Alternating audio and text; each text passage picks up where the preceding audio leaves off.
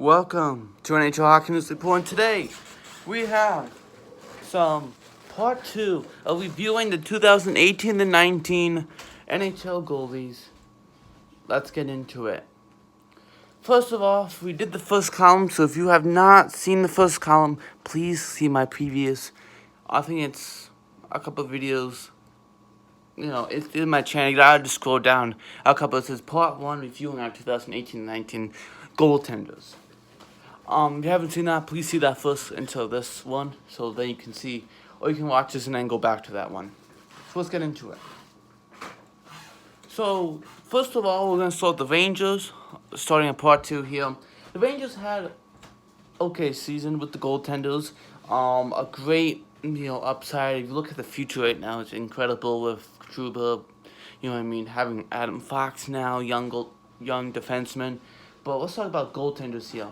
Lundqvist had a .307 goals against average. Looking at that, that is, he did, to me, I think he did better than than 17-18 season. But Lundqvist, he's getting older, 37. It's kind of become like the Roberto Luongo, almost getting older. But, of course, we all know Luongo now is retired now. I did a video on that. Please check that out. Lundqvist is getting older. He's 37. I think maybe now 38. But he's still a fantastic goaltender, and you gotta respect what he does and his goaltending and how he does things. But you look at Gouriev here, with 291 goals against average. That down the stretch was absolutely fantastic by Gouriev. I gotta give it to him. What an incredible down the stretch he had, and you can see in next year we'll have, I don't think they would change this goaltending around. Gouriev, I thought was fantastic, like I said, down the stretch. But, we'll see what happens. In the beginning of the year, they started off really good, actually. And then they kind of dipped in. And now, down the stretch, like I said, they became good. So it's kind of beginning and end. Now, in the middle there, they got to really get things together. But I think it was okay goaltending. I think Georgiev will become that first #1 goaltender half and taking over that spot for #1 pretty soon. I could see that happening. Ottawa Senators, this is very butchered goaltending here. Basically, this is just horrific. But Craig Anderson in the 2016-17 season, I like to bring it back to this. This is why I take forever on these videos, just to kind of talk about these goaltenders. That I absolutely loved him in 16-17 season. His wife has cancer back then. Well, not because of that, I loved it, but then he came back. I remember he played the Rangers and won 2-0, got to the playoffs, got all the way to the conference final. Game 7, it wasn't his fault that he was losing, that he lost in Game 7 in OT because of Chris Kunis. I love that goal. I kept watching that Game 7 over and over. I still do every year. But looking at that, ever since that whole thing, he's been not really good. Looking this year, he had a .351 goals against average for like a month or two. He couldn't even get a win. He wasn't even playing, and then he finally got a win in like a shootout or something. He was like, oh my goodness, finally, So, we'll see what happens to him. I think he has a couple of years left.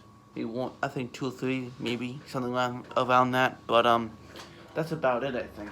But, Andreas Nielsen, they picked up from Vancouver. You could do Condon, you could put Hogberg, you could put McKenna, but I'm going to pick 2 goaltenders. That's what I'm doing. Nielsen was okay. They signed him. But, he'll kind of be that, goaltender for them, I guess. That backup goaltender, or just splitting time between both Anderson and Nielsen and see what happens. Flyers, I know they've been through 7 goaltenders. Breaking the all-time record of basically using the most goaltenders in a season. But I like to put down 2 that did the most. I don't want to put Neuvirth. I don't want to put Elliott and Hart. I'm not going to put down Mike McKenna. I'm not going to put down Talbot. Because literally, those guys didn't play as much. I want to put the ones that played the most. And Hart and Elliott were the ones who played the most. Hart he's 20 years old. Basically a goaltender in the beginning. He was in Lehigh Phantoms. We knew he was going to be great. But, the Flyers had to pick the right time to bring him up. And, they brought him up.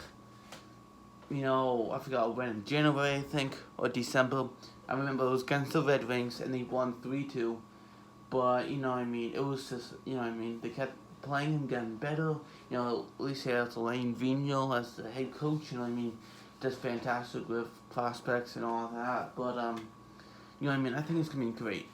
You know what I mean, having that goaltender, a 283, 20 years old, hey, gotta give it to him. Rookie season, half a year basically, I would give it to him. But I know he just signed a contract for $2 million, so he'll be sticking around for one more year. With 296 goals against average, you know, his injuries take a toll on him. Like he did in 18-19 season, took a toll on him. You know what I mean? He is a good goaltender. He's been a starter for, you know, Ottawa in the beginning. For the Blues, definitely, when they brought him to the conference final. They couldn't win against the Sharks, and then the Sharks move on to play the Penguins, and then the Penguins win, right? In 2016, right? But Elliott would be a good backup mentor for him next year, Hart. But I think he does pretty good goaltending from the 18-19 season, definitely. You know what I mean? The beginning, it started, you know what I mean? Then Hart came and Elliott got, you know, he was okay, but injuries, like I said. But I think next year will be better. Looking at the Penguins now, they got two good goaltenders here. Murray didn't play as good as I thought he could, you know what I mean? He's kind of like, he needs to get himself bounced back almost. He has a 269 goals against average. Yeah, you look at the numbers, but it's not that bad. But I feel like he still could work on it. Better goaltending, definitely. I feel like he could. And Casey DeSmith is actually older than Matt Murray. I think Casey DeSmith is like 27, and Matt Murray's 20. No, DeSmith is 27, and I think Matt Murray's 26. So it's pretty funny, but. Matt Murray is an okay goaltender. I think he played the best time he ever did, I think, was when he was with Fleury, being his backup goaltender. Definitely. But Murray is a pretty good goaltender, I would say. You know what I mean? You know, losing against the Islanders this year, you know what I mean? What are you going to do? But the team, you know, kind of needs a little mini rebuild. Getting Cahoon, I think, was a fantastic pickup. You know what I mean? So hopefully they can do better next year. But I thought he had an average year. DeSmith was an average goaltender. You know, it wasn't bad, wasn't incredible. It was just average and still okay goaltender. Moving on to Minnesota here. And Minnesota, I like saying that, Minnesota, because it's funny. But Duck Nuke here with 254 goals against average. He was okay, you know, he was the number one goaltender here for a little while with Minnesota, was also with not just that, but with the Arizona Coyotes before, and also the Oilers, we know. But looking at Duck Nukes this year was actually okay, you know, average. I gotta say, he was pretty good. I gotta say. But the team was kind of like, was good, had that wild card, but they kind of want to go in that transition of that rebuilding phase, getting rid of Coyle, and, you know what I mean, different other ones. And they brought in Granlund and bringing back Fiala and Donato. So, you know what I mean? And then they kind of lost out of the playoffs, you know, because they didn't have Mikko Koivu for like half a season because he was injured. Stalock's an average goaltender, you know what I mean? He's not like incredible, he's not terrible. With a 299 goals against average, you know what I mean? He's a average goaltender, you know. It's nothing to brag about, you know what I mean? But the player's okay, you know what I mean? A good, I guess, good backup goaltender. Give him around 10 to 15 games. 15 is the most I will give him. But he's okay goaltender, you know what I mean? Average. He's been with the Sharks and other teams he had been with. Moving on to Montreal, Price had a 249 goals against average. Absolutely fantastic. The thing I like, Carey Price is my favorite goaltender out of all these guys. But Carey Price is absolutely fantastic. His composure, how he stays in the net, how he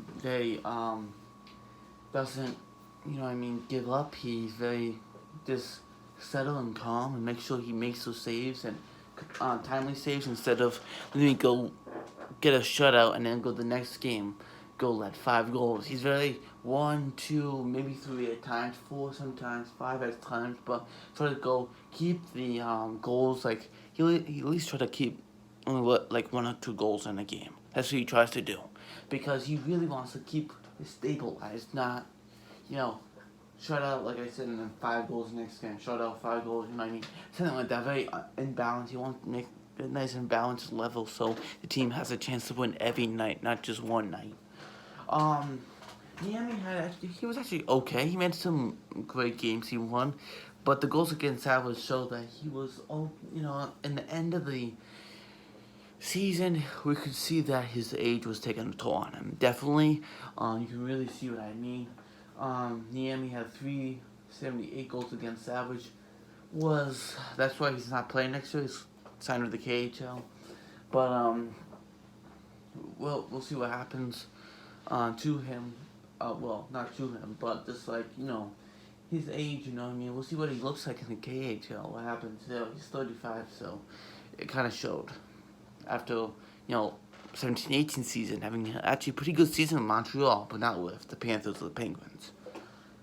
Looking at the Nashville Predators, this is one of the best goaltending duos right now between Rene and so it's great, both goaltenders. Rene's getting up there. I think he's 36 now. With 242 goals against Savage. Pretty good year, I gotta give him. You know what I mean? Had a pretty good year. Not as good as 17-18 season, but 18-19 season was still a fantastic year for him. Great goaltenders, fantastic. Kind of like, composure, older, but fantastic goaltender still. And even with UC Salvos, with 262 goals against Savage, a young, bright future of basically the Nashville Predators, full goaltending, but he is showing that he can be that guy for them. And definitely he's a fantastic goaltender, Salvos. Moving on to the Devils, I could have put Kincaid in here, but I was like, nah, I don't feel like it. Because, you know what I mean? I feel like, these were the two goaltenders that basically did the most here. Of course, Kincaid did a lot too, but whatever. Schneider had a 306 goals against average. Basically, in the beginning, he was horrific. They took him out, basically put him on IR, had him rest up a little, get himself together, put him into the, basically, the, AHL and Albany Devils. I think it's the Albany. No, it isn't right anymore. I forget what it is. But I know something Devils, I think. And then he put him into the AHL, get him started, and then brought him back up. And then they played McKissick Blackwood for a while too. But Schneider actually played better at the end of the season, definitely, with 306 goals against average. But McKissick Blackwood actually brought him up, and I thought he did fantastic. Really, that 261 goals against average was absolutely fantastic. What he did was really good, I felt like. So, I gotta give it to Blackwood, that young goaltender. And I won't be surprised if he's gonna try the Devils and John Hines gonna be like, Blackwood, could you try to be our number one goaltender? And I will give you time with Schneider. You can go back and forth. But could you try to become our number one goaltender? I think that's the thing they want to do, make him the number one goaltender. And you got great players now now Jack Hughes, got Subban now, so that's absolutely fantastic. Devils are in the right direction. And this year they were kind of with the goaltending at the end. They kind of found the goaltending. Looking at the Arizona Coyotes, losing Rata, he only played, Antti Rata, played 12 games, so I didn't put him in here. I felt like these two goaltenders, Kemper and Pickett, were the only ones I really want to put in here. They really showed numbers. Kemper had a 233 goals against average. I always say that's pretty good for, a backup goaltender with, in the beginning, Minnesota, then LA, and basically with Arizona when Rata was number one goaltender and Kemper's number two. But looking there is that he was always backup goaltender, so he really showed that during the whole season, especially in the end of the season, that he's that number. He could be potentially for a period of time. He can be that number one goaltender if a goaltender of injury has an injury that goes down. He can take over. Definitely, he can do that. And they almost made the playoffs last year. Until the end, they started to skid away. But it was a great try by the Arizona Coyotes for the second year in a row trying to get there. Pickett was 360 goals against average. He didn't really play as much, but it was okay. Not really the best. Except one, I remember the Montreal Canadiens played Pickett. He actually played really well, but what are you gonna do? I'm sure Ratu will be back whoever happens to pick him, maybe on Rave or someone else picks him up, who knows. The Boston Bruins, this is one of the best duos, along with the Nashville Predators of being the best goaltender duos here. Rask and Halak. Definitely Rask had an average season this year, but definitely in the Stanley Cup playoffs, he was on fire. Literally, right? Until he lost in Game 7. But his goaltending was incredible. But Rask had a 248 goals against average, kind of like average of every year he did, you know what I mean? Kind of like the same. But Rask was pretty good, I gotta say.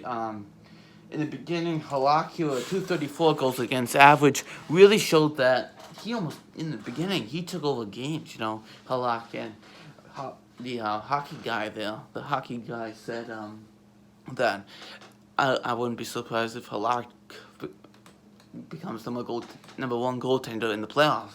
But takes the start. But hey, Rask then was fantastic. But this is one of the best duos and best in both of them. If Rask goes down for a little while, like what happened, I think once this season, then Halak's able to play the games all needed. So either if one goes down, the other, they can help each other out, and that's a fantastic duo right there.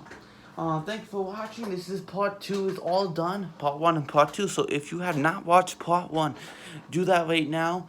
I would try to put the link in the description. If I can't, just look at my previous videos. I think I gotta go down a couple, maybe like 5, 6 videos down. You will find it. But thank you for watching part 2. Like the video, do the bell, comment, share. Comments below what you think about these goaltenders. Which one was your favorite? Which one was your worst? Which one was really bad you didn't like? And which one's your favorite duo? And don't forget to watch that part 1, like I said. See you next video. Bye.